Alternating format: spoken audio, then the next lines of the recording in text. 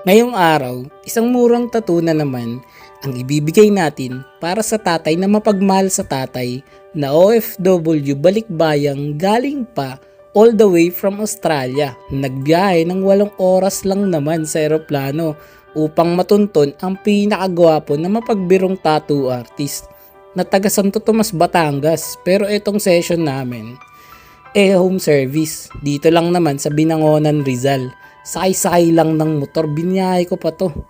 Yung motor ko may side mirror pa para lang makapunta dito. Bumiyahe pa ako ng mahigit 3 oras. Walang traffic yun sa C6. Kung minsan marami namang sasakyan sa kalsada, aabutin ka ng 4 hanggang 5 oras. Maliban na lang kung kamote ka sa daan. Medyo mas mapapabilis ka. Pero wag naman ganun. Alam nyo naman na porwisyo ang pag nakadisgrasya, 'di ba? Yung mga ganyan kasi, di na dapat yan tinutularan. Di naman kasi pwede na lagi kang excited. Kung natatay ka, mag-stop over ka sa gas station o sa fast food ng mga resto. Para magbanyo, hindi yung hinaharabas mo lahat sa kalsada, mga kapwa motorista, commuter, mga hayop, pati mga nananahimik na pader at poste, babanggain nyo. Kulit mo din no? Anyway, client requested a portrait nung tatay niya daw. Yun daw itattoo namin sa kanyang upper taas na kaliwang braso. Ito ay memorial tattoo. Ibig sabihin, sentimiento para sa kanyang yumao ng ama. Ito ay pag-alala sa isang haligi ng tahanan na nagsilbing mabuting modelo at ehemplo sa kanya na siya ring naggabay, nag-aruga, nagpalaki at nagturo kung paano maging isang ganap na lalaki at mamamayang Pilipino na taas noong nakatingala ng di nakayoko sa watawat na sagisag na simbolo ng ating bayang silanganan. Ano daw?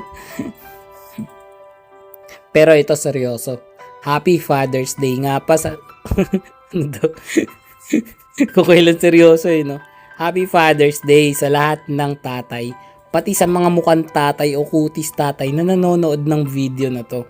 Maraming salamat sa lahat ng sakripisyo, pagtsatsaga, kasipagan, kagitingan, lakas ng loob, pandesal, kung sa lahat. Salamat. Sa yung iba, minsan nagsasabong, nagiinom at nag-i-scatter, nang bababae pa, mga irresponsable, mahiya naman kayo, huy. Magbago na kayo. Tigil-tigilan yan, bad kayo. Huwag ganon. Kung di mo gagampanan ng pagiging ama mo, mabuhay ka na lang mag-isa sa bundok. Huwag ka na magpamilya, sa isla na lang ikaw. Doon ka tumira, sa kuweba na lang siguro kaya. Yung wala kang mapupurwisyo, maabala at masasaktang pusong sugatan na tanging hangad lang ay magmahal, magmalasakit at magpakababang loob. Diba? Bars. Alam ko wala namang perpekto sa mundo. Pero wag nyo gawin libangan na maging batugan na palamunin. Alam nyo, dapat meron tayong ginagampanan sa buhay. Dapat lahat nagsisikap para sa pamilya, sa magulang, sa mga taong nagmamalasakit, sumusuporta sa atin. Ganun guys. Sinusuklian din. Yung mga walang utang na loob, dapat man lang marunong magbayad ng utang. Hindi yung nakakalimot na. Pagbayaran na. Yung angas mentality. Kasi dapat hindi sinasabuhay. Dapat palagan lahat ng oras. Ituring itong natatanging bagay.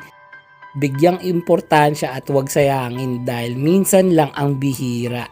Palagi na lang always may mga makikitid na di batid ang mga lubid ng kalokohan na siyang gumagapos sa mga paang walang muang nakatiwangwang sa kangkungan na walang ibang makita kundi kamalian, kakulangan, mga gaya nilang bagaman bilang na lang yung araw. May ilan-ilan pa rin di sinaalang-alang yung mga kaalaman na kanilang natutunan, mga tungangang ang tatanda ng walang matandaan.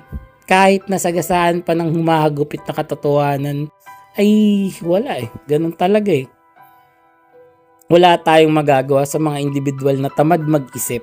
Di kayang inilay-nilay ang mga detalyeng malaki ang nagiging epekto sa lahat ng nasa paligid. Well, balik tayo dito sa disenyong malupit ni Bossing. Alam nyo ba, marami ng maaaring simbolo pag orasan. Maaari itong mga hulugan ng mga sandaling memorable, mga panahon na di maibabalik, subalit kalakip din ang mga segundo na di mabubura o malilimutan lumipas man ang maraming panahon.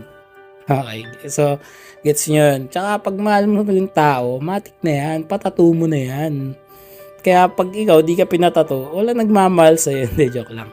Hindi, I mean, well, bahala na kayo. Pero yung joke lang yun ah.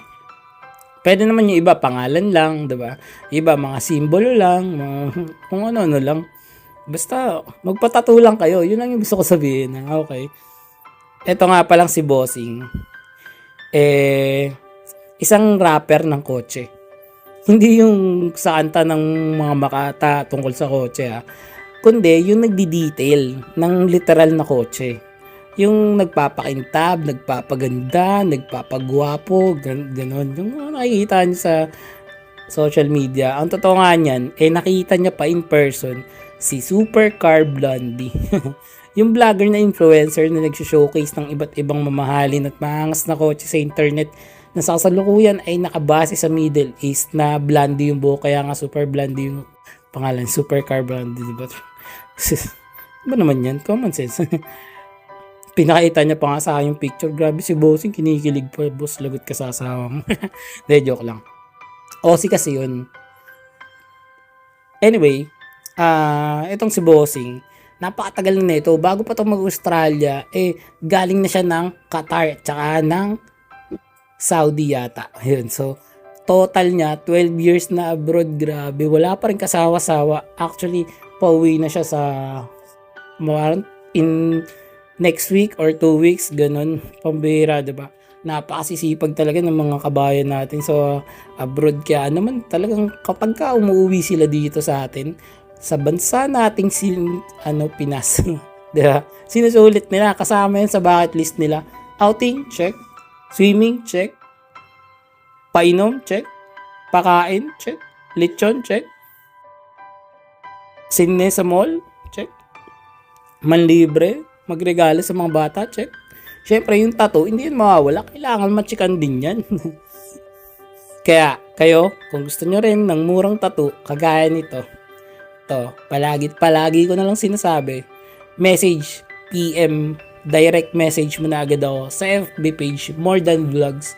Text o tawagan na ako sa cellphone number ko, 0970-825-0395. Nagre-reply ako within the day or kinabukasan, matik yan. Kung nahihirapan ka umanap ng schedule sa sobrang kabisihan, dahil sa limitado lang yung bakasyon mo, dahil sa ang hirap mag-day off, ang hirap mag-leave sa trabaho, I got you bro. Hanapan kita ng schedule, isisingit natin yan kahit na pahirapan, no, diba?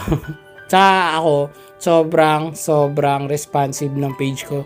Sobrang bilis ko lang kausap. Medyo mahirap lang intindihin, pero I'm sure maintindihan nyo din. Sobrang reasonable lang ng price, sobrang mura lang. Alam nyo na. Pero kung gusto nyo ng sobrang murang tattoo. As in yung sobrang mura. Hindi ako yun ha. Sa akin, murang tattoo lang. Pag gusto nyo ng sobrang mura, doon kayo sa tropa nyo na karpentero. Yun, diba? Tapos bigyan nyo ng karayom tsaka sinulid. Tapos bigyan mo siguro ng uling. Yun talaga murang-mura yung tattoo nun, guys. So, sana naintindihan nyo. Nga pala, sa mga nagtatanong dyan, ang layo mo na, nasa Santo Tomas ka na. Dati, nasa Baras Rizal ka lang. Ngayon, Batangas na ako, guys. Pero no problem, nag-home service pa rin ako. Pwede ko kayong puntahan. Saan mga kayong lupalop ng daigdig, saan man kayong probinsya naroon, I got you, bro. Yun nga, diba? Pero, pwede pa rin kayo dumayo dito. Kung gusto nyong matikman ng lomi ng Batangas, kung mapadaan man kayo dito, or kung meron man kayong mapasyalan, or kung anumang pakay nyo dito sa Batangas, wag nyo ako kalimutang daanan. Andito lang naman ako palagi. Basta wala akong lakad. Okay? So, paano? Bago matapos tong video natin, panoorin at alamin muna natin ang tattoo client review. Let's go! Yeah, gusto mo ba ng tattoo? I got you bro. Full back, full sleeves, full leg, let's go. Full front, sa tuhod, sa siko, sa leeg, ulo kahit face ganado. Support local, proud Pinoy artist. Murang tattoo pero maangas, legit. Daw ang pinaghirapan, buyat bawat beat. Baguhan pero may diskarte, hindi cheap. Line, shading, harmony, flow, texture, contrast, light and shadow. Design na malupit, ako bahala sa Boss, tapos na yung tattoo natin. Anong masasabi mo? Ayos. Masakit. Rate mo na boss, 1 to 10. Number 10 siya. Yun. Si Bossing, OFW natin yan, galing pa sa Australia. Australia yan. Tapos, ulit ka pa ba? Balik.